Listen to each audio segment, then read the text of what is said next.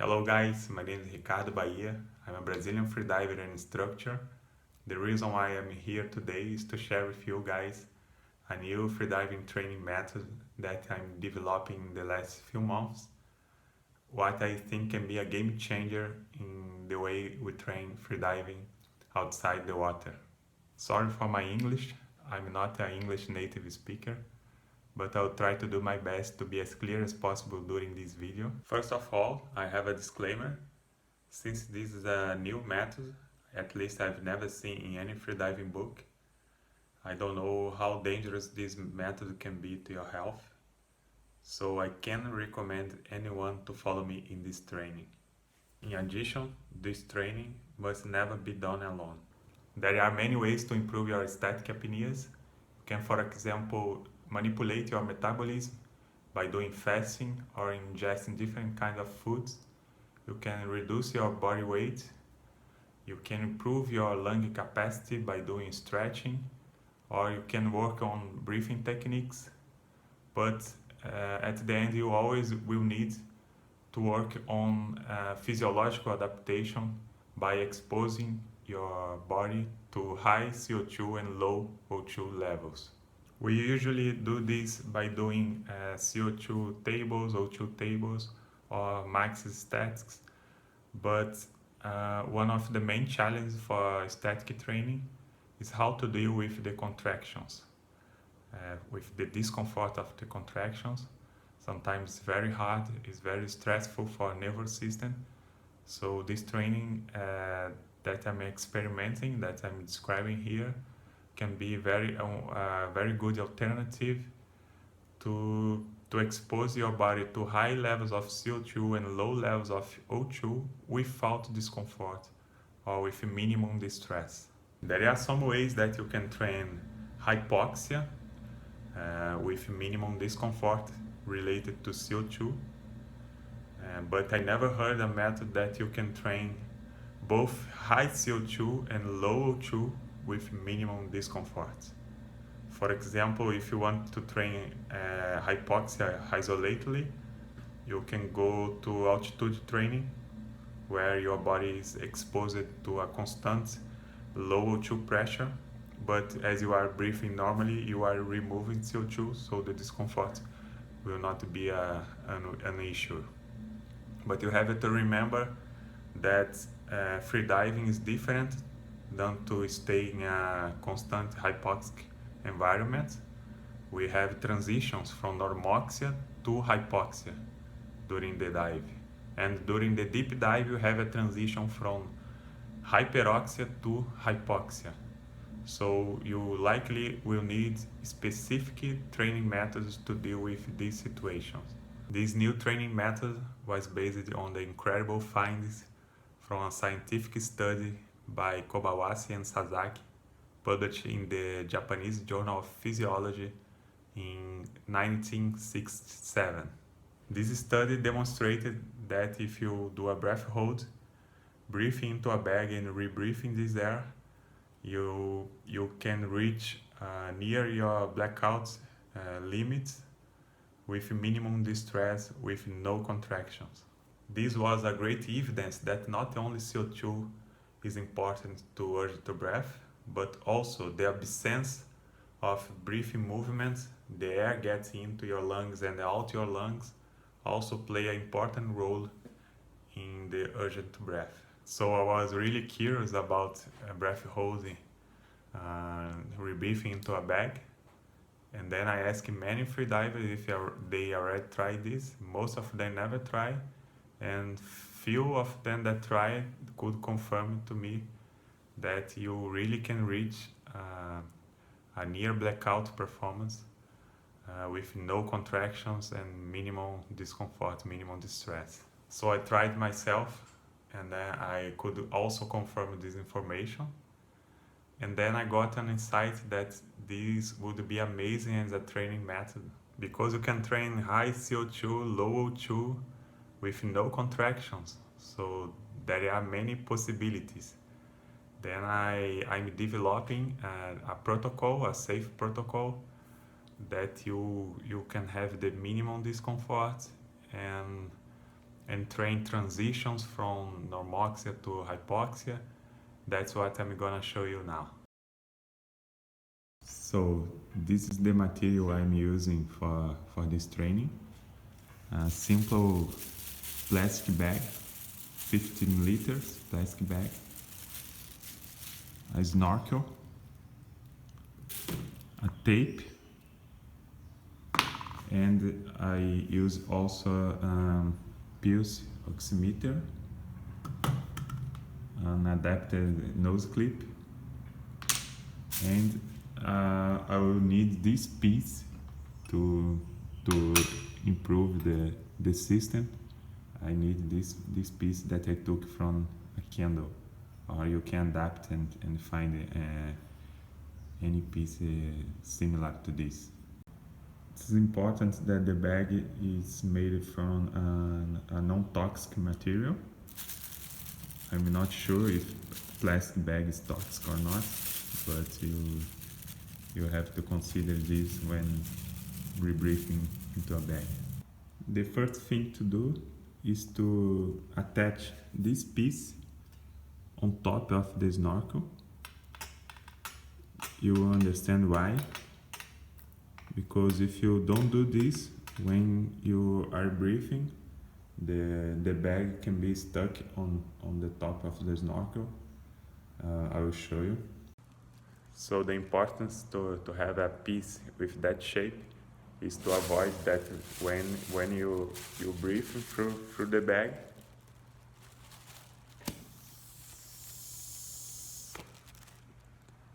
the snorkel don't get like this stuck by the bag. I have another snorkel already mounted, and I put a tape on top to hold this piece, and this should be enough. So this is very simple. I'm using the tape to seal the extremity of the bag on the snorkel. So I use this snorkel to rebreathe through this bag. So the device is done. Now you just have to check if there is some air escaping. The best way to do this is inflating as maximum as possible this bag, like this.